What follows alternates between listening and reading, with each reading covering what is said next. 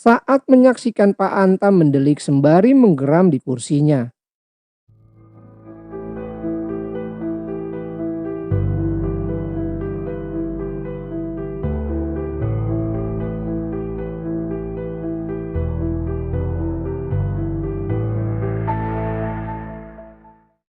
Assalamualaikum warahmatullahi wabarakatuh. Balik lagi sama gua Romi. Untuk teman-teman yang belum subscribe channel ini, jangan lupa untuk subscribe terlebih dahulu. Untuk cerita kali ini, langsung saja kita simak ceritanya. Malam itu di sebuah kampung di suatu desa yang namanya dirahasiakan. Di dalam sebuah rumah berdinding bata merah yang tidak diplester, sedang terjadi suatu kepanikan yang luar biasa. Bagaimana tidak? Seisi rumah yang terdiri dari para penghuni rumah dan para tetangga sedang berkerumun mengelilingi tubuh seorang pria berusia sekitar 60 tahunan yang sedang meronta-ronta kesakitan di atas tempat tidurnya yang telah begitu lusuh dan dipenuhi tetesan darah. Tubuh pria itu dipenuhi bintik-bintik merah seperti bekas luka tusukan dari puluhan jarum yang ditancapkan. "Ah, panas, sakit sekali, setan alas." Pria itu meronta-ronta sembari berteriak kesakitan. "Astagfirullahaladzim, istighfar Pak, istighfar," ucap seorang wanita berpakaian putih dengan kerudung yang juga berwarna putih yang tampaknya adalah istri pria itu. "Ardo, apa masih lama? Pak Usman kok belum datang juga?" seru wanita berpakaian serba kuning yang duduk di samping istri pria yang tengah sakit misterius itu. "Pak Usman tidak mungkin bisa tiba di sini dengan cepat, Bi. Jalan ke kampung kita kan rusak parah. Tapi saya akan terus menghubungi beliau," tukas Ardo, seorang pemuda yang memiliki tato bergambar kepala macan di lengan kanannya. "Ini pasti semua kerjaannya tukang rampas tanah orang itu. Sekarang ayah yang menjadi korbannya," gumamnya seraya berlari keluar dari kamar itu. Namun sang ayah Ardo kembali menjerit kesakitan sembari meneriakkan kata-kata kasar seperti menyumpahi seseorang. "Ah, Dasran, kau memang terkutuk. Kau rampas tanahku dan sekarang kau santet aku." "Cukup Pak, cukup. Tidak mungkin adik iparmu melakukan hal sekeji itu padamu," istri bapak itu berkata dengan nada memelas, pertanda sedang cemas dan ketakutan. "Lihat Anisti Pak, sebagai istrinya Dasran.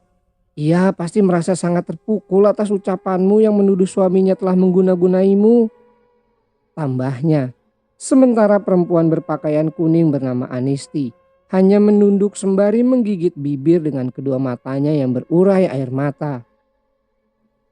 Sementara Ardo di luar hanya bisa memukul tembok saat merasa frustasi ketika mendengar ayahnya kembali meraung kesakitan akibat sakit yang ia duga karena diguna-guna orang.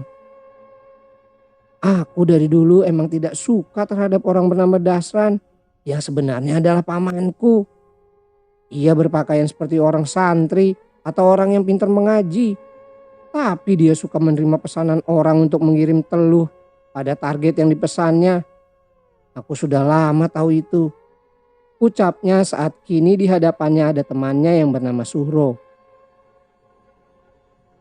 "Jadi kamu pikir dia yang mengguna-gunai Pak Maklum?" tanya Suhro sambil menatap penasaran ke arah Ardo. "Lah, siapa lagi coba?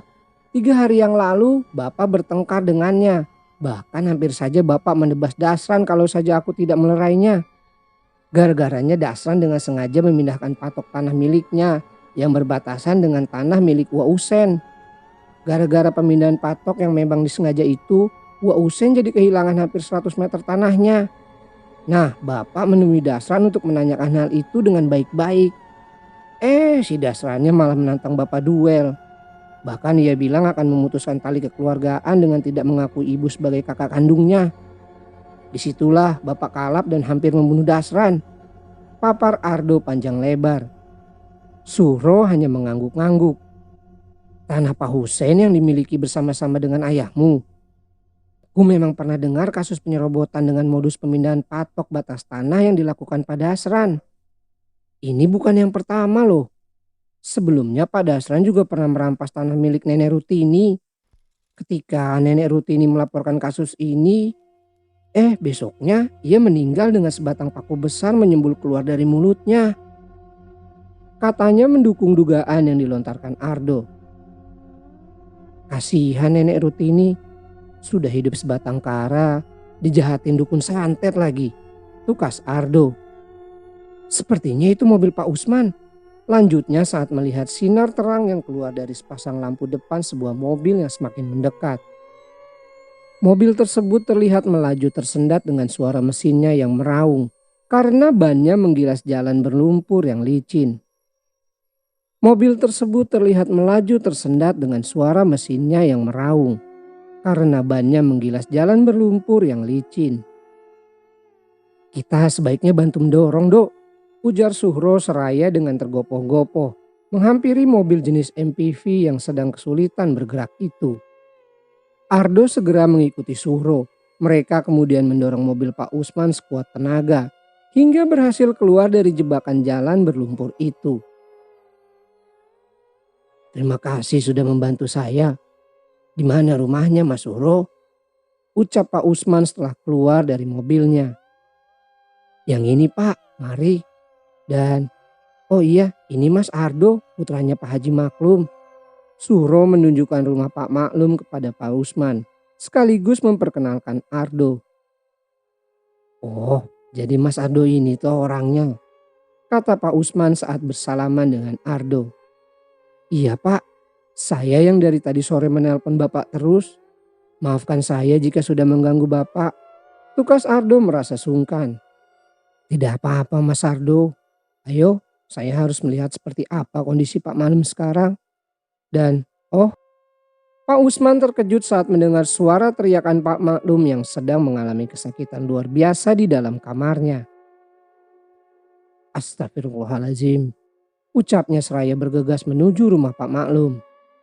Sesampainya di dekat Pak Maklum, tanpa berbasa-basi, Pak Usman melakukan upaya untuk menghentikan kesakitan dan penderitaan yang dirasakan Pak Maklum.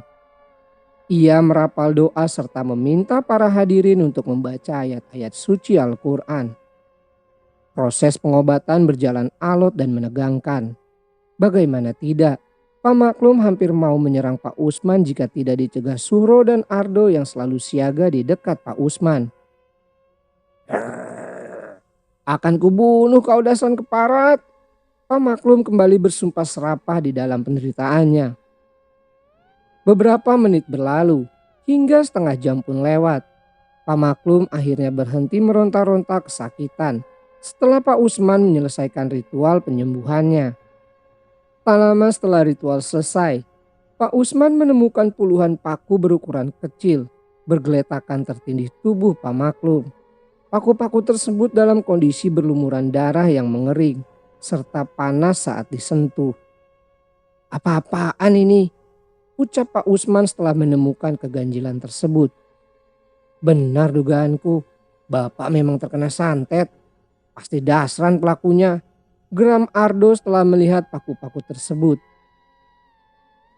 Dasran? Pak Dasran yang suka menjadi pembawa acara di pengajian-pengajian di kampung. Itu tidak mungkin. Ia seorang yang tekun beribadah dan bersahaja. Ia selalu berpakaian ala santri jika bepergian kemanapun. Tukas Pak Usman dengan nada tidak setuju. Ardo tercengang mendengar perkataan Pak Usman. Bapak pernah mendengar atau belum tentang beberapa kasus yang menyeretnya ke meja hijau? Dia memang selalu menang di pengadilan. Juga kemenangannya selalu didahului oleh kematian orang yang menjadi lawannya. Kata Ardo sambil menatap gusar ke arah Pak Usman. Cukup Ardo, kamu keluar. Jangan menuduh pamanmu yang tidak-tidak. Bentak Bu Maklum yang adalah ibunya Ardo. Ardo terkesiap mendengar bentakan ibunya. Ia tidak mau beradu mulut dengan ibunya. Ia pun memilih keluar diikuti Suhro. Waktu berlalu. 2 hari setelah kejadian di rumah Ardo, di suatu kebun yang memiliki berbagai tanaman buah-buahan. Di kebun tersebut terdapat sebuah dangau atau gubuk, yang di sana terdapat 3 orang perempuan yang sedang memilah hasil memetiknya di kebun itu. Ju, menurut kamu kriteria laki-laki yang layak menjadi pendamping hidup itu seperti apa? Apakah harus kaya, tampan, atau berwawasan luas dalam hal agama? Ujar gadis berkebaya warna hijau sambil memasukkan segenggam kacang hiris muda ke dalam tas yang terbuat dari daun pandan yang dianyam. Semuanya oke. Semua yang kamu sebutkan kalau tiga-tiganya ada, ya sudah sempurna lah. Yang penting jangan laki-laki yang seperti Ardo lah. Tukas temannya yang mengenakan setelan kasual. Memangnya kenapa dengan Ardo? Apa karena dia berandalan? Tanya temannya yang lain yang mengenakan rok panjang berwarna hitam serta kemeja putih dan berjilbab warna hitam. Si gadis berpakaian kasual terkekeh. Kamu tahu Ardo kan, Ren? Dia tuh tukang malakin supir truk yang lewat sini. Jalan rusak jadi alasan bagi dia buat malak para supir, katanya. Juharia sepertinya suka mengawasi Ardo ya. Diem-diem nih. Ternyata suka merhatiin si pemuda bertato itu. Hahaha. Tukas si gadis berkebaya hijau. Juharia menepuk kening. Aku kan tahu kelakuan semua orang. Entah itu yang baik atau yang jelek. Termasuk kelakuan kalian berdua yang suka diem aja di bulan puasa. Diem-diem makan di warteg di siang hari. Sampai nambah 3 piring. Hahaha. Katanya sambil tertawa. Yeay, dia bercanda. Ayo kita ketawa sekali saja. Hah, balas gadis berkebaya hijau. Dina, sebenarnya Pak Usman waktu itu mau kemana ya malam-malam? Dia terburu-buru begitu habis rapat di desa. Tanya Juharia ke temannya yang berjilbab. Aku tidak tahu. Mungkin Rena yang tahu. Tukas Dina sambil melihat ke arah Rena, gadis berkebaya hijau. Tanya Ardo, aku rasa dia yang lebih tahu. Tukas Rena spontan. Kok malah Ardo? Dina terkekeh menanggapi perkataan Rena. Ketika mereka sedang berbincang itulah terdengar suara seperti seseorang sedang memaki-maki. Sudah cukup Pak Dasran. Cabut semua benih kelapa yang sudah Anda tanam di tanah saya. Jangan coba-coba merampas tanah saya dengan modus menanaminya dengan pohon kelapa. Saya tidak pernah memberi Anda izin untuk menanami lahan saya. Jangan suka mencari gara-gara. Begitulah kata-kata bernada kemarahan yang keluar dari mulut seorang laki-laki berpakaian atasan kemeja putih dan bawahan celana bahan berwarna hitam. Laki-laki itu sedang berhadapan dengan seorang laki-laki yang lebih muda, yang mengenakan celana agak gombrong berwarna putih, serta kaos putih tipis dan mengenakan kopiah batik. Rena, Juharia dan Dina tampak menguping sembari mengintip dari balik rumpun pisang. Itu kan Pak Onta. Tampaknya Pak Dasran menanami tanahnya tanpa izin. Makanya Pak Onta marah. Ucap Juharia pelan. Sembarangan aja sih kamu ganti-ganti nama orang. Ingat ya, Pak Anta, pakai A bukan O. Sergah Rena sambil tatapannya tidak lepas dari 2 orang yang sedang adu argumen itu. Saya menanam kelapa di tanah Bapak karena saya pikir Bapak akan senang memiliki tanaman kelapa di lahan Bapak tanpa harus susah payah menanam, kata Pak Dasran kalem. Anda tanami tanah saya dengan tanaman lain pun saya tidak membolehkannya. Apalagi Anda tanami kelapa tanpa izin lagi. Sebaiknya cabut kelapa-kelapa itu dan angkat kaki dari tanah saya. Pak Anta terlihat semakin beringas di hadapan Pak Dasran. Pak Dasran terkekeh. Oke, I go. I will remove it soon. Katanya sok Inggris. Pak Dasran kemudian pergi begitu saja tanpa memenuhi perkataan Pak Anta. Sial, dasar tidak beradab. Terpaksa aku yang harus menyingkirkan kelapa-kelapa itu. Aku tidak mau tanaman singkongku jadi gagal karena akar kelapa. Umpat Pak Anta seraya berlalu ke arah lahan yang sudah ditanami bibit pohon kelapa. Malam pun tiba. Di dalam rumah Pak Anta, tampak ia bersama keluarganya sedang bersantap. Pak, kenapa Bapak tidak selesaikan masalah dengan Pak Dasran dengan baik-baik? Ibu jadi merasa takut karena keributan antara Bapak dengan Pak Dasran. Ujar Bu Anta disambut tatapan semua anggota keluarga. Takut kenapa sih Bu? Takut orang itu menyeret Bapak ke meja hijau. Bapak tidak takut Bu. Bapak siap meladeni apa maunya. Tukas Pak Anta dengan yakin. Bukan hanya soal itu Pak. Tapi soal rumor kalau Pak Dasran itu suka main santet. Kata Bu Anta disambut kekehan Pak Anta. Bu, itu kan hanya rumor. Bapak mana takut sama hal begituan. Bapak kan. Mendadak Pak Anta berhenti berbicara. Diikuti kedua matanya yang mendelik. Bapak! Bu Anta beserta dua putra-putrinya menjerit histeris saat menyaksikan Pak Anta mendelik sembari menggeram di kursinya. Ia juga kemudian menjerit kesakitan di susul mulutnya yang mengeluarkan darah yang memancar. Keadaan di dalam rumah menjadi sangat mencekam. Apalagi suara jeritan para penghuni rumah terdengar memilukan. Otomatis para tetangga yang rumahnya dekat lantas berhamburan menuju rumah Pak Anta. Apa yang terjadi Bu? Teriak salah seorang tetangga sembari mengetuk pintu. Pak Anta, Bu Anta, buka pintunya. Adeli, Sofan. Yang lain pun turut memanggil anggota keluarga Pak Anta dari luar rumah. Lama sekali Bu Anta maupun putra-putrinya membukakan pintu.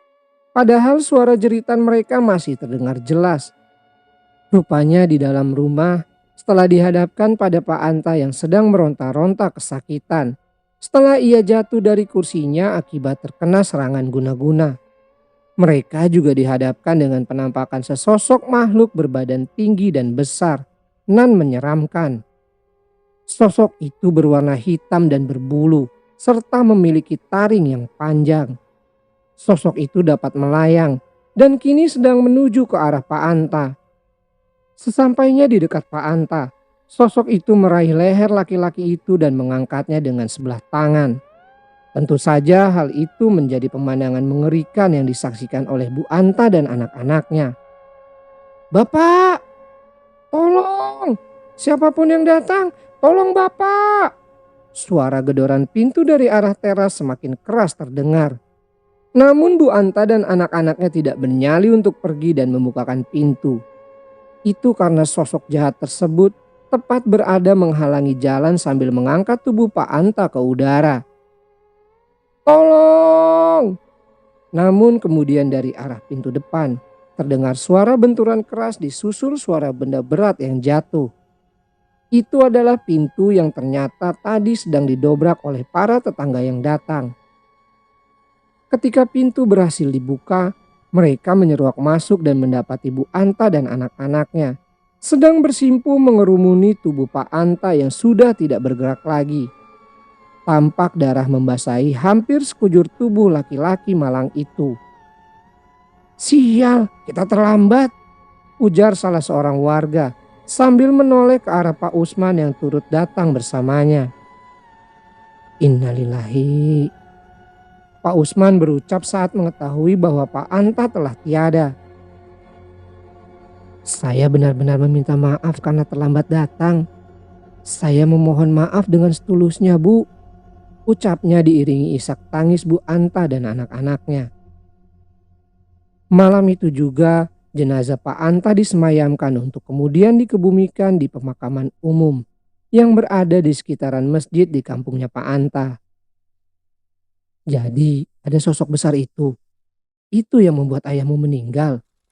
Ujar Pak Usman saat menanyai putra Pak Anta yang bernama Sofan. Anak laki-laki itu berusia antara 16 hingga 18 tahun. Sofan mengangguk mengiyakan. Betul Pak Ustadz, makhluk itu sangat mengerikan. Saya pikir itu hanya penampakan. Tapi nyatanya makhluk itu bisa menyerang ayah saya. Ia mengangkat ayah saya hanya dengan sebelah tangan. Saya dan ibu sudah berusaha menyelamatkan ayah, tapi gagal. Makhluk itu sangat kuat. Ia menghilang begitu saja setelah ayah meninggal karena cekikannya. Jelas Sofan sambil mengusap air matanya. Pak Usman hanya bisa mengucap istighfar.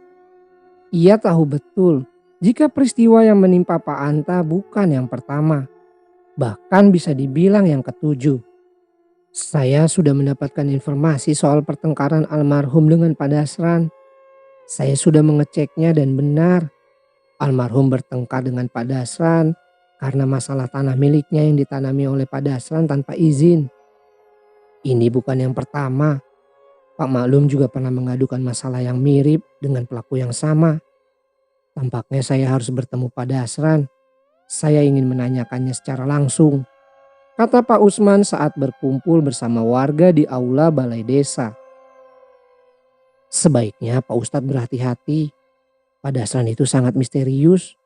Berbicara baik-baik dengannya tidak menjadi jaminan bahwa dia tidak akan memusuhi kita. Intinya ya Pak Ustadz harus tetap waspada, tukas salah seorang warga. Betul apa kata Pak Udran? Pak Dasran itu sangat misterius. Mungkin dia terlihat baik di mata orang yang baru pertama mengenalnya.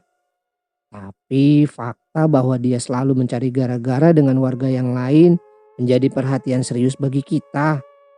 Apalagi banyak kejadian warga yang pernah bersih tegang dengannya, mengalami sakit aneh yang lebih tepatnya sakit karena guna-guna. Bahkan diantaranya ada yang meninggal, termasuk Pak Anta, timpal yang lain. Saya hanya mohon doanya, semoga saya diberikan perlindungan oleh Allah Subhanahu wa Ta'ala.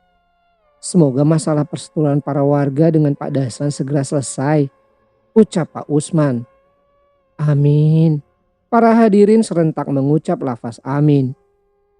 Pada suatu hari, Pak Usman mengendarai mobilnya melewati jalanan berbatu nan terjal menuju suatu wilayah di dalam desa tersebut, di mana di wilayah itu hanya terdapat 2 rumah saja. Itu juga salah satu rumah dalam kondisi kosong karena sudah lama ditinggalkan pemiliknya merantau. Sedangkan rumah lainnya terlihat cukup mewah. Dan rumah tersebut adalah rumah Pak Dasran.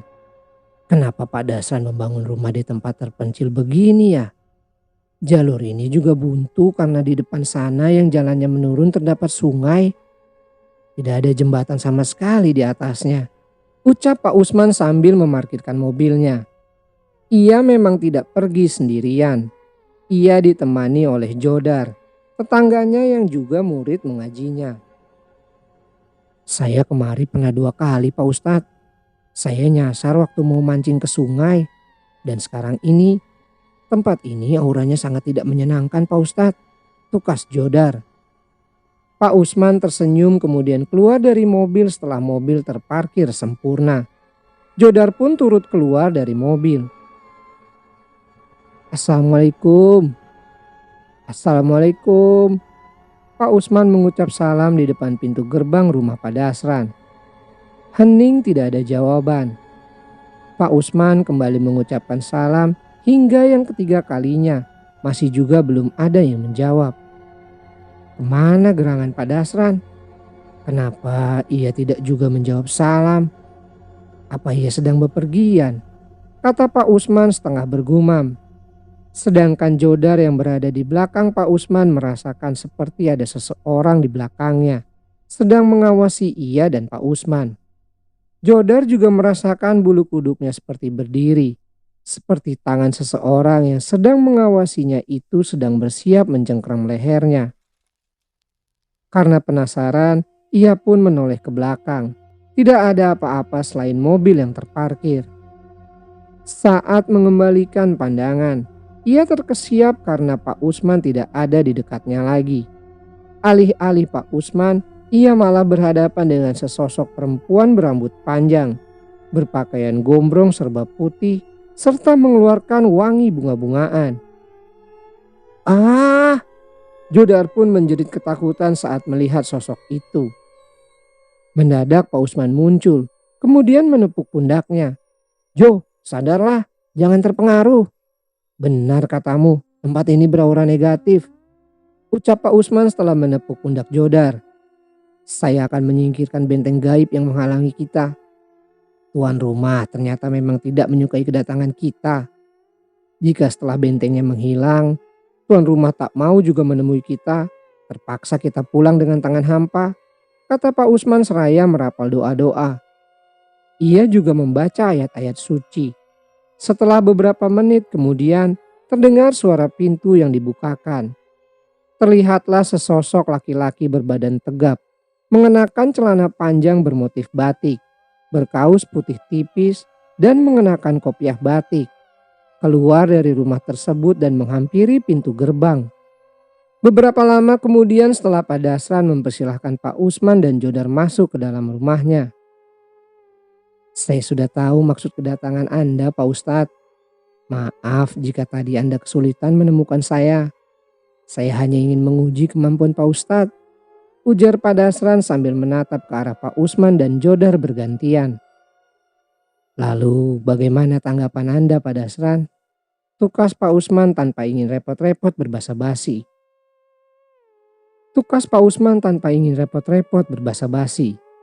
Pak Dasran tersenyum miring. Mereka mengada-ngada, Pak Ustadz. Tuduhan mereka sangat keji dan tidak berdasar. Saya ini hanya seorang petani yang gemar bercocok tanam. Tukas Pak Dasran.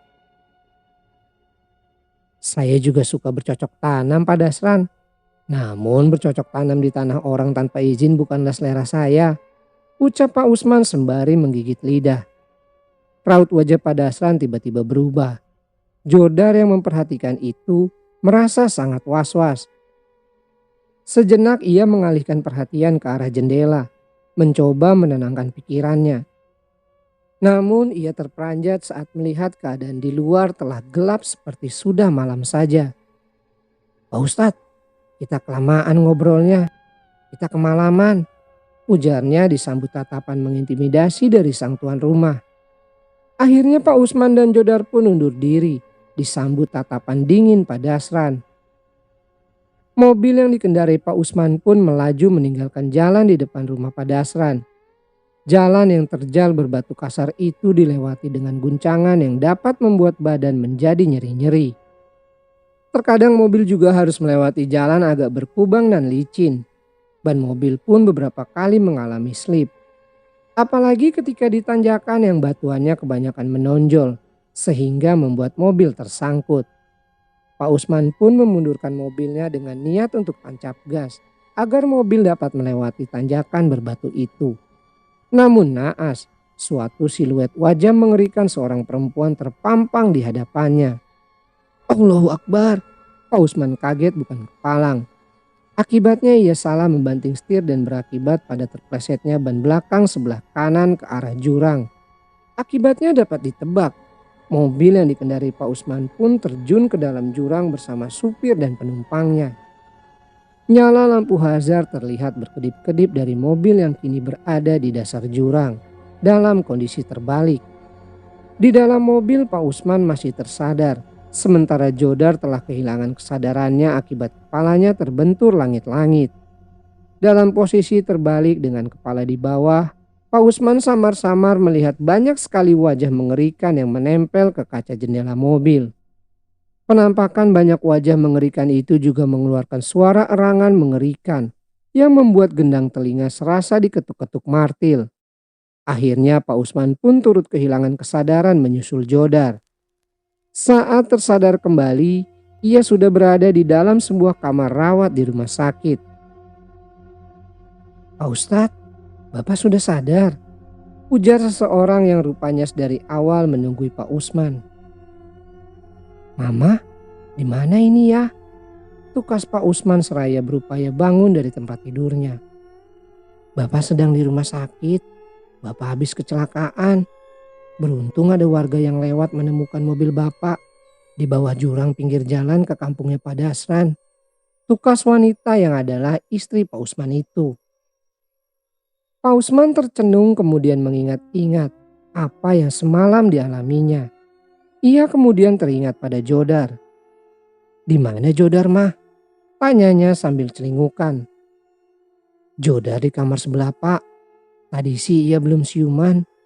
Mungkin sekarang sudah, tukas Bu Usman seraya memperhatikan wajah suaminya itu. Wajah Bapak pucat sekali. Tidak seharusnya Bapak kemarin itu pergi ke sana. Terlalu berbahaya. Lanjutnya. Sementara di luar ada beberapa orang warga yang datang untuk menjenguk Pak Usman.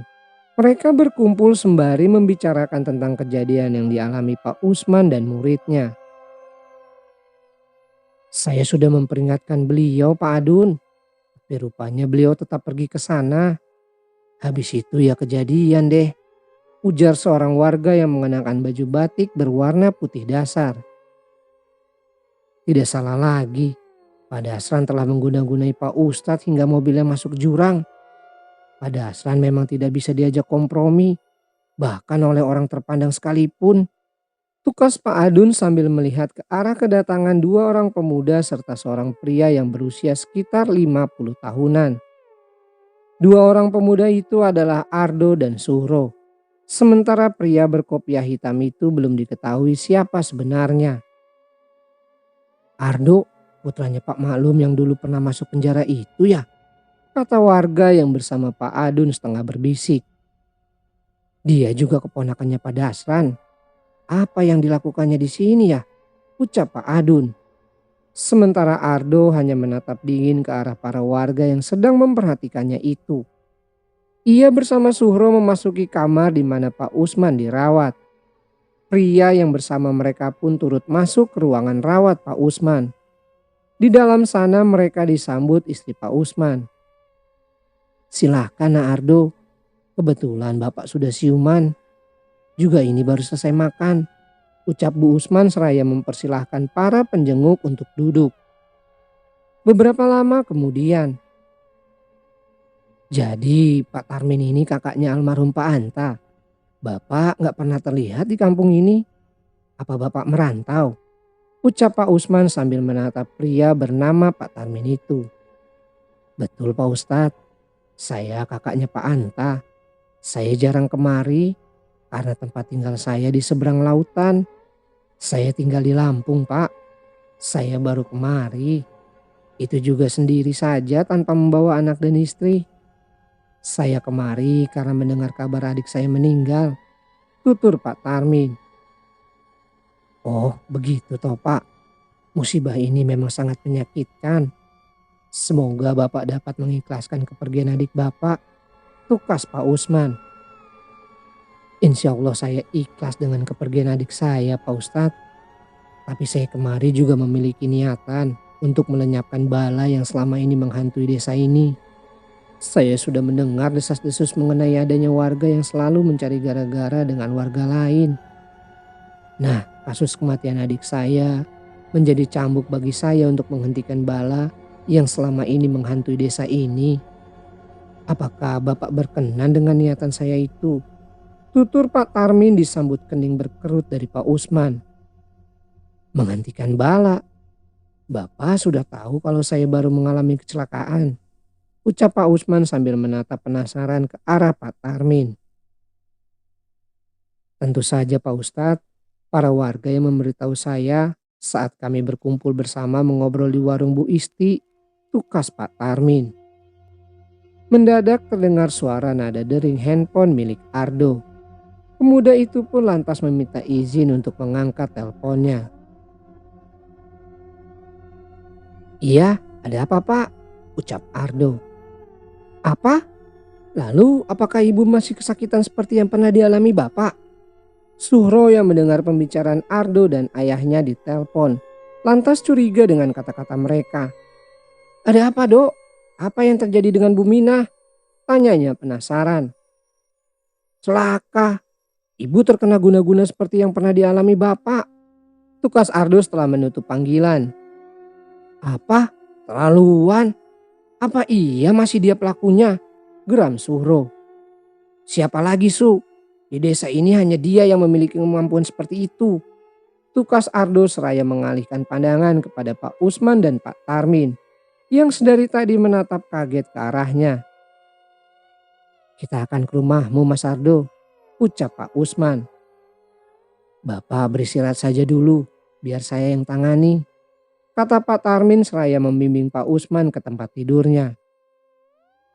Ardo bersama Suhro dan Pak Tarmin segera meninggalkan rumah sakit menuju rumahnya yang berjarak beberapa kilometer jauhnya dari rumah sakit. Dengan menggunakan sepeda motor trail, Ardo membonceng Pak Tarmin diikuti Suhro yang mengendarai motor bebek. Sesampainya di rumah, mereka dihadapkan pada kondisi yang menegangkan, di mana Bu Maklum sedang menggelepar di atas tempat tidur. Pak Maklum bersama Anisti serta 3 orang gadis yang adalah Rena, Juhariah, dan Dina memegang tubuh Bu Maklum agar tidak lepas kendali. "Ibu!" Ardo segera menghampiri ibunya, kemudian berusaha menenangkan ibunya. "Ah, setan! Aku akan mematuk orang yang merebut tanahku." "Istighfar, Bu, istighfar." Pak Maklum berusaha menenangkan istrinya tersebut. "Ini berat. Pelakunya berada tidak jauh dari sini. Tepatnya di selatan rumah ini. Di sebuah lahan yang dipenuhi tanaman sayuran," ucap Pak Tarmin membuat Pak Maklum tercengang. "Tapi fokus saya adalah ke penyembuhan ibunya. Untuk si pelaku nanti kita bicarakan," lanjutnya sambil melihat ke arah Ardo. "Maaf, Bapak ini siapa?" tanya Pak Maklum penuh selidik. "Saya Pak Tarmin, kakak almarhum Pak Anta. Izinkan saya untuk membantu menghilangkan benda-benda najis yang dikirim pendengki itu," tukas Pak Tarmin. "Kalau begitu, lakukanlah. Tolong istri saya ya. Saya tidak tahan melihatnya menderita seperti ini," ucap Pak Maklum memelas. Pak Tarmin mengangguk kemudian menghampiri Bu Maklum. Ia kemudian merapal doa-doa serta membaca ayat-ayat suci. Setelah hampir 1 jam melakukan ritual penyembuhan Bu Maklum, Pak Tarmin pun berhasil membuat ibunya Ardo tersebut sembuh dari kesakitannya itu. Ibunya Ardo pun kini tertidur. Ia kini terlihat lebih tenang. Semua orang pun merasa lega dengan hal tersebut. Sejumput ijuk ini adalah penyebabnya. Orang itu yang mengirimnya secara gaib. Masih untung bukan paku atau serpihan kaca, ujar Pak Tarmin sembari menatap ke arah Pak Maklum. "Tapi saya pernah dikirimi puluhan paku. Beruntung saya masih diberi keselamatan. Ngomong-ngomong, terima kasih Pak Tarmin. Untungnya Anda bisa menggantikan Pak Usman yang sedang dirawat. Desa ini memang kekurangan orang-orang yang memiliki kemampuan seperti Bapak ini," tukas Pak Maklum seraya menatap wajah istrinya. "Pak Maklum, sepertinya saya harus pamit. Saya mau ke rumah adik ipar saya. Besok saya harus kembali ke Lampung. Anak dan istri saya pasti sedang menunggu kepulangan saya. Meski ya keluarga saya di sana bisa maklum kalau saya sedang kena musibah kehilangan adik saya," kata Pak Tarmin undur diri. "Oh, Pak Tarmin berasal dari Lampung toh. Kenapa harus buru-buru, Pak? Kalau memang keluarga di Lampung maklum, seharusnya Bapak bisa tinggal lebih lama di desa ini. Apalagi jika anggota keluarga kita ada yang meninggal, maka kita setidaknya akan berada selama seminggu di rumah duka," kata Pak Maklum. Pak Tarmin tersenyum. "Ada hal yang lebih penting yang harus saya urus, Pak. Saya juga sudah bilang ke adik ipar saya," katanya kemudian melirik ke arah Ardo dan Suhro. Kedua pemuda itu tampak mengangguk. Beberapa lama kemudian setelah Pak Tarmin pergi diantarkan oleh Suhro, Ardo tampak duduk di seberang rumahnya. Ia rupanya sedang membaca chat dari seseorang yang ternyata adalah Suhro. "Nanti malam, Dok, kita berkumpul dulu di rumah Bu Asti. Pak Tarmin yang meminta kita berkumpul di sana. Kita mendapatkan backup dari beberapa orang. Jodar katanya akan ikut. Juga ada Sofan dan Pak Udran." Begitu chat yang dikirim oleh Suhro kepada Ardo. Saat sedang membaca chat itulah, ia dikagetkan oleh 2 orang gadis yang sebelumnya berada di dalam rumah Ardo. Mas Ardo, nih calon istrimu sedang mencari kamu," ujar Juharia membuat Ardo mengangkat muka. "Kalian ngapain?" "Maksudku kalian ngapain kemari? Ganggu aja," ucap Ardo gusar dengan kedatangan 2 gadis manis itu. Deh, mulutnya tajam sih, ayangnya Rena. Ucap Juharia disambut sentilan oleh Rena. Kami merasa jenuh di dalam. Ayahmu sama Dina khusyuk banget baca Qur'annya. Kami pun pergi karena nggak mau mengganggu. Lanjutnya, kenapa kalian tidak ikut membaca Quran? Karena nggak berhijab? Atau karena lagi berhalangan? Tanya Ardo seraya mengantongi handphonenya. Jujur saja Mas Ardo, saya nggak betah di dalam rumah Mas Ardo. Kayak ada hawa-hawa aneh gitu. Kadang-kadang saya seperti melihat seorang perempuan berkebaya merah berwajah rusak sedang memelototi saya. Kata Rena disambut tatapan dingin Ardo. Kalau nggak betah di rumahku mending pulang saja. Aku nggak maksa kalian untuk datang. Lagi pula kan ada Bibi. Eh, Ardo memotong ucapannya sendiri saat melihat Bu Anisti atau bibinya sedang mengeluarkan motornya dari garasi yang dulunya digunakan untuk mobil. Bibi mau pulang? Tanya Ardo seraya beranjak menuju bibinya itu. Iya dok, Bibi harus pulang. Pamanmu selalu marah kalau Bibi kelamaan di sini. Taulah pamanmu itu memang sangat egois. Tutur Bu Anisti seraya menghidupkan mesin sepeda motornya. Apa Bibi tidak bisa menginap saja? Tanya Ardo sambil menatap bibinya itu dengan tatapan seperti seseorang yang tidak rela melepaskan. Ibu selalu membutuhkan bantuan dari Bibi. Baik itu memasak atau merawat ibu saat beliau sedang tidak sehat. Apalagi saat ini Bi. Lanjutnya. Maafkan Bibi dok. Bibi tetap harus pulang. Doakan yang terbaik saja dok.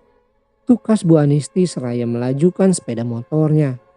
Bibi, Ardo berseru tertahan dengan tangan kanannya yang menggapai tertahan ke arah sosok bibinya yang semakin menjauh. Entah kenapa aku seperti berfirasat bahwa barusan itu akan menjadi yang terakhir bagiku melihat Bibi. Ucapnya dengan perasaan tidak menentu. Mas Ardo jangan bengong, nanti kesambet nenek Poci. Seru Juharia saat lewat bersama Rena menuju teras rumah. Ardo tidak menyahut. Ia kemudian memasuki rumah. Saat malam menjelang, Ardo telah berada di rumah Bu Asti, di mana Pak Tarmin dan orang-orang yang disebut Suhro dalam chat telah hadir di sana. Mereka adalah Pak Tarmin, Sofan, Jodar, Suhro, dan Pak Udran. Apapun yang akan kita lakukan pada jam 2 dini hari nanti, harus kita rahasiakan serapat mungkin. Tentu itu bukannya tanpa resiko. Jika kita tidak mati di tangannya, maka kita akan ditangkap polisi dan dijebloskan ke penjara. Bahkan bisa saja dihukum mati jika target berhasil kita binasakan. Ujar Pak Tarmin sembari menatap ke arah barisan golok dan celurit bersarung yang ditaruh di atas meja di hadapannya.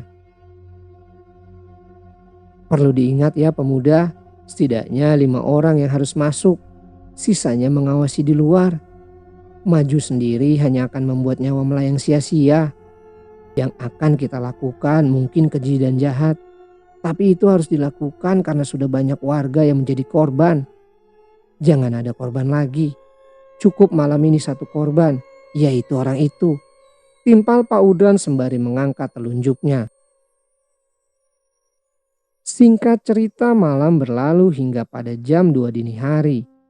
Kelompok yang beranggotakan Pak Tarmin, Ardo, Suhro, Jodar, Sofan, dan Pak Udran telah berada di suatu kebun di belakang rumah mewah yang berdiri terpencil. Rumah itu jelas adalah rumah Pak Dasran. Keenam orang itu mengenakan topeng hitam yang biasa dikenakan pelaku kriminal. Sebelum memulai aksinya, mereka terlebih dahulu mendengarkan arahan dari Pak Tarmin. Saya sudah mengusir para demit yang mengelilingi rumah itu. Dengan demikian kita dapat masuk ke dalam sana.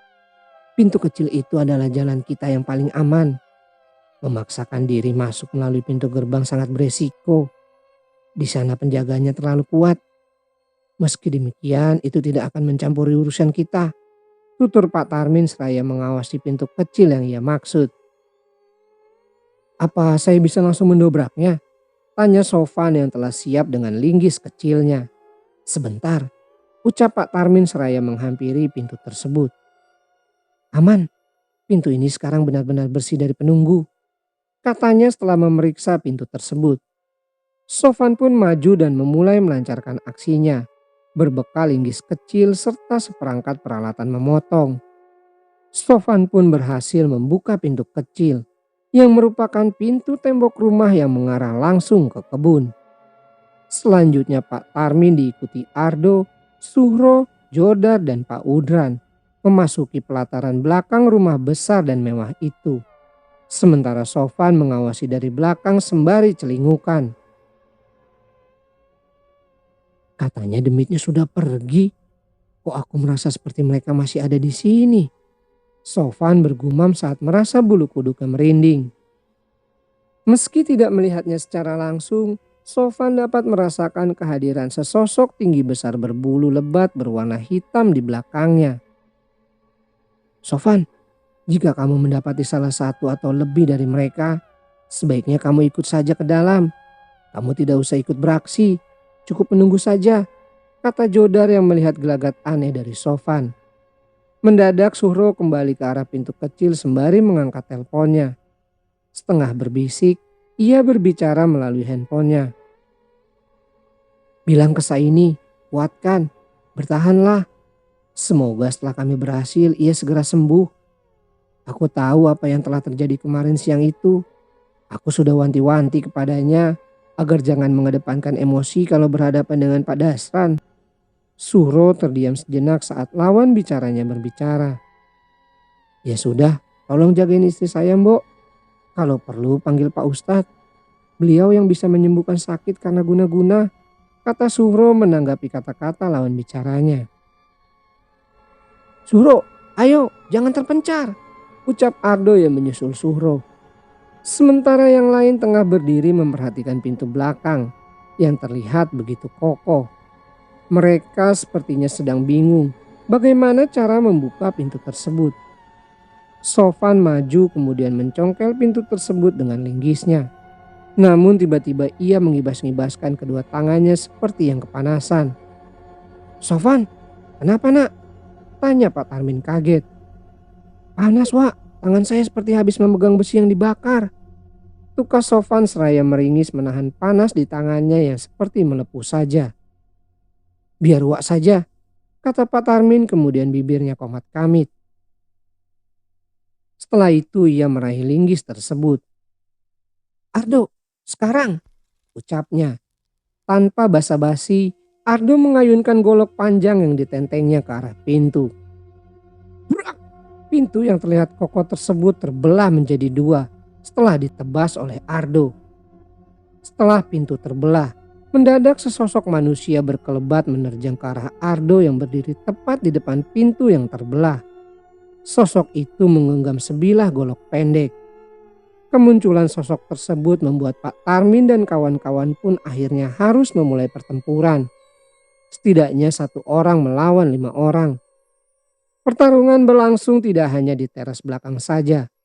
Pertarungan itu juga berpindah tempat menjadi ke dalam rumah. Karena sang target seringkali menghindari serangan dengan berlari ke dalam rumah, yang kemudian dikejar oleh 2 penyerang.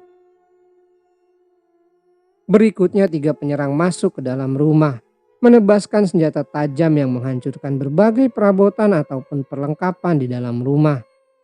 Setiap kali para penyerang melakukan serangan, target selalu berhasil menghindar.